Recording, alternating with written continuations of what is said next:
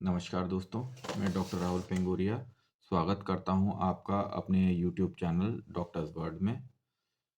सबसे पहले मैं आप सभी को हैप्पी न्यू ईयर बोलना चाहूँगा। इस ठंड के मौसम में जो हाल के बच्चे होते हैं, जो न्यूबॉर्न बेबीज़, उनको टेम्परेचर को मेंटेन करना एक बहुत बड़ा चैलेंज है। जो न्यूबॉर्न बेबीज़ होते हैं, वो अपनी बॉडी का टेम्परेचर बहुत एफिशिएंटली मैनेज नहीं कर पाते हैं। उनमें हीट लॉसेस ज़्यादा होते हैं और खुद का हीट प्रोडक्शन भी काफ़ी कम होता है। इस कारण से इनके अंदर जो टेम्परेचर कम होने की, हाइपोथर्मिया होने की पॉसिबिलिटी काफ़ी रहती है अगर हम एहतियात ना बरतें तो। न्यूबॉर्न बेबीज़ का टेम्परेचर असेस करने के लिए आप अपने जो हथेली का पिछला हिस्सा जो होता है, जिसे हम डोर्सम ऑफ पाम बोलते हैं, उससे आप बच्चे का पेट और तलवे को छू के देखेंगे। अगर दोनों का टेम्परेचर समान गर्म है, तो बच्चे का टेम्परेचर नॉर्मल है। अगर पेट का टेम्परेचर और सोल के जो टेम्परेचर में, तलवे के टेम्परेचर में अंतर है, बच्चे के पैर ठंडे महसूस हो रहे हैं, तो बच्चा को हाइपोथर्मिया है, उसका टेम्परेचर कम हो रहा है। ये एक बहुत सिंपल और ईज़ी तरीका है।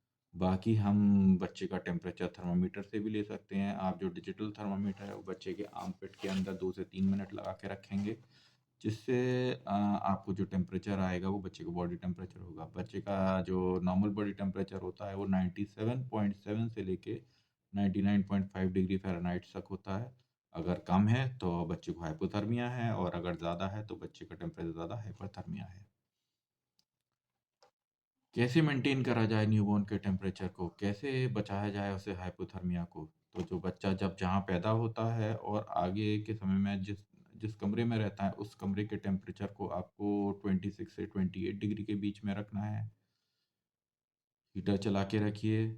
बाकी ध्यान रहे कि उस कमरे के अंदर किसी तरीके की भी हवा का सर्कुलेशन ना हो, इस वजह से भी बच्चे में हीट लॉस के चांसेस बढ़ जाते हैं। बच्चे और माँ को एक ही रूम में, एक ही बेड पे रखें। इसे जो हम लोग मेडिकल टर्म्स में रूमिंग इन बोलते हैं। इससे बच्चे को मदर की बॉडी हीट मिलती रहती है और उसका टेम्परेचर मेंटेन रहता है। बच्चे को यूजुअली आप 2 से 3 लेयर ऑफ क्लॉथ्स में रखें। ठंड है तो स्वेटर पहनाएँ, टोपी पहनाएँ, मोजे और दस्ताने पहनाएँ, जिससे बच्चे का हीट लॉस प्रिवेंट किया जा सके।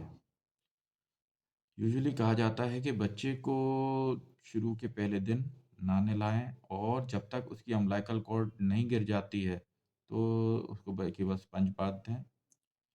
जब आगे आप बच्चे को नहलाएँ भी, तो एक बंद कमरे के अंदर, गर्म कमरे में गुनगुने पानी से नहलाएँ, और साथ ही साथ बच्चे को जल्दी से जल्दी पहुँच दें, जिससे बच्चा को हम हाइपोथर्मिया से बचा सकें। एक टेक्नीक होती है जिसे बोलते हैं कंगारू मदर केयर। ये बेसिकली एक skin to skin contact technique होती है मदर और बेबी के बीच में, जो प्रीटर्म और जो कमज़ोर बच्चे होते हैं, उनके अंदर बहुत ज़्यादा बेनिफिशियल होती है। इस टेक्नीक के अंदर बच्चे को माँ के बेयर चेस्ट पे रखते हैं। बच्चा केवल टोपी और डायपर पहना होता है, और माँ और बच्चे को दोनों को कवर कर देती है। इस टेक्नीक से जो मदर की बॉडी हीट होती है, वो बच्चे को मिलती है, बच्चे का टेम्परेचर मेंटेन रहता है, और जो एडिशनल बेनिफिट जो कंगारू मदर केयर के होते हैं, बच्चे को ब्रेस्ट फीडिंग ईज़िली कर लेता है, जिससे बच्चे को एनर्जी मिलती है, और बच्चा अपना बॉडी टेम्परेचर खुद मेंटेन कर पाता है। बाकी बच्चे और माँ की बॉन्डिंग भी बहुत अच्छी हो जाती है। तो अगर हम चाहते हैं कि बच्चे को बीमारियों से बचाएँ और उसकी जो आगे की ग्रोथ भी अच्छी हो, तो हमें चाहिए कि बच्चे को हम टेम्परेचर मेंटेन करके रखें। ज़रूरी नहीं है कि केवल आप सर्दियों में ही एहतियात बरतें। अगर हाल का बच्चा होता है, वो जून के महीने में भी ठंडा पड़ सकता है, अगर हम ये एहतियात नहीं बरत रहे हैं। हम इन चीज़ों का ध्यान रखें, अपने बेबी का बॉडी टेम्परेचर मेंटेन करके रखें। आगे के अपने अगले वीडियोज़ में मैं न्यूबॉर्न केयर, जो हाल के बच्चा होता है, उसकी केयर से रिलेटेड वीडियोज़ पोस्ट करूँगा, जिसमें बच्चे को कैसे नहलाना चाहिए, उसकी ब्रेस्ट फीडिंग का पैटर्न क्या होना चाहिए, बच्चे के नॉर्मल एक्टिविटीज़ पे आप कैसे ध्यान रखें, इन सब के बारे में बताऊँगा। अगर आप भी चाहते हैं कि मैं हाल के बच्चों से रिलेटेड किसी टॉपिक पे आपको जानकारी दूँ, तो कृपया कमेंट बॉक्स के अंदर वो टॉपिक मेंशन ज़रूर करें। Thank you. धन्यवाद।